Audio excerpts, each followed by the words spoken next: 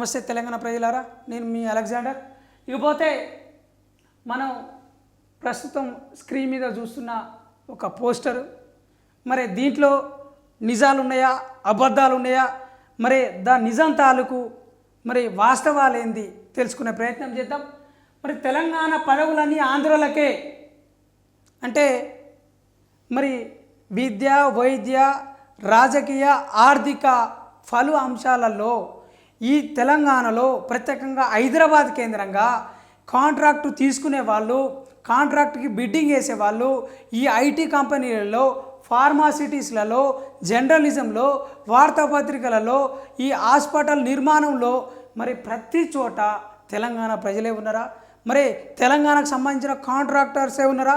తెలంగాణకు సంబంధించిన వ్యక్తులే ఉన్నారా అన్న కోణాన్ని మనం పరిశీలిస్తే ముమ్మాటికి ఇంకా ఆంధ్ర వాళ్ళ గుత్తాధిపత్యం చేతులోనే ఉన్నదని చెప్పేసి తెలంగాణ ఉద్యమకారులు, తెలంగాణ నిరుద్యోగులు, ప్రత్యేకంగా ఉస్మానియా విద్యార్థి నాయకులు చెప్తా ఉన్నారు, ప్రశ్నిస్తూ ఉన్నారు.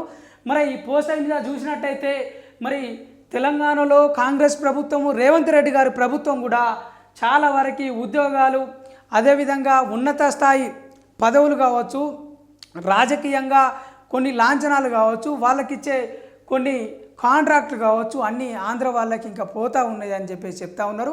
మరి గత ప్రభుత్వం కూడా మరి ఈ విధంగానే కాంట్రాక్ట్లు ఇచ్చింది, ఈ విధంగానే వాళ్ళకి రోడ్ల నిర్మాణంలో, అదేవిధంగా ఎయిర్పోర్ట్ల నిర్మాణంలో, అదేవిధంగా ఐటీకి సంబంధించిన ఆ సంస్థలలో, ఫార్మా కంపెనీలలో, మిషన్ భగీరథలో, మిషన్ కాకతీయలో ప్రతి చోట కూడా ఆంధ్ర వాళ్ళకి కట్టబెట్టిరు అనేది కూడా ఈ కాంగ్రెస్ సంబంధించిన నాయకులు, కార్యకర్తలు చెప్తా ఉన్నారు. మరి ఏదేమైనప్పటికీ రేవంత్ రెడ్డి గారు మరి తెలంగాణ వ్యక్తులకి, తెలంగాణ అమరవీరుల త్యాగాల ఫలమే నేటి తెలంగాణ అన్నప్పుడు తెలంగాణ వ్యక్తులకి న్యాయం చేయాలి కదా అన్న అంశాన్ని కూడా గమనించాలి. ఇకపోతే ఇక్కడ ఇచ్చిన ఏదైతే మేజర్ ఈ పోస్టర్ ఉందో, తెలంగాణ పదవులన్నీ ఆంధ్రులకే అంటే మరి ఏ పదవులు ఎవరికి ఇచ్చారో చూద్దాం. నిమ్మగడ్డ రమేష్ కుమార్ గారికి నీటిపారుదల జలవనరుల సలహాదారుగా ఇచ్చారట. అయితే ఇరిగేషన్ డిపార్ట్మెంట్కి సంబంధించి ఒక అడ్వైజర్గా నిమ్మగడ్డ రమేష్ కుమార్ ఉన్నారని చెప్పేసి మనం చూడొచ్చు. సూర్యదేవర ప్రసన్న కుమార్ తెలంగాణ శాసన మండలి సలహాదారు. ఇక రెడ్కో వైస్ చైర్మన్ మరియు మేనేజింగ్ డైరెక్టరు అనిల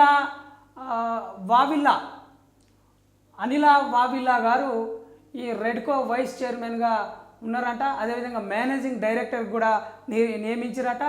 ఆదిత్యనాథ్ దాస్ నీటిపారుదల జలవనరుల సలహాదారు.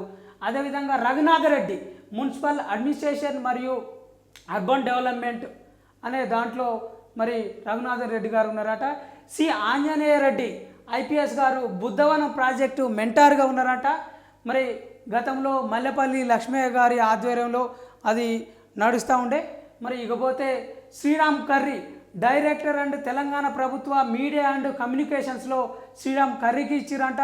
శ్రీనివాస్ రాజు తెలంగాణ ప్రభుత్వ సలహాదారు. ఇకపోతే ఎడవల్లి వెంకటస్వామి తెలంగాణ రాష్ట్ర national student union of India NSUI అధ్యక్షుడు అని చెప్పేసి ఈ పోస్టర్లో ఉన్నాయి ఏవైతే వ్యక్తులు ఉన్నారో వీళ్ళందరూ ఆంధ్ర వ్యక్తులు.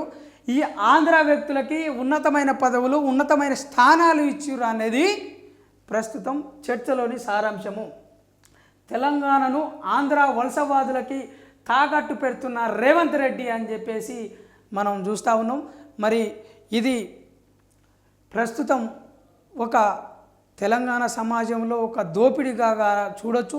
మరి తెలంగాణ వనరులు, భూమి కావచ్చు, భుక్తి కావచ్చు, శ్రమజీవుల తాలూకు వాళ్ళ యొక్క త్యాగ ఫలాన్ని, మరి ఈ యొక్క ఆర్థిక వనరులని ఈ విధంగా మరి వాళ్ళకి కట్టబెడితే ఇంకా తెలంగాణ ఆంధ్రుల చేతిలోనే బందీగా ఉంటే ఎట్లా అన్న విషయం కూడా తెలంగాణ ప్రభుత్వము మరి ఆలోచించాలి.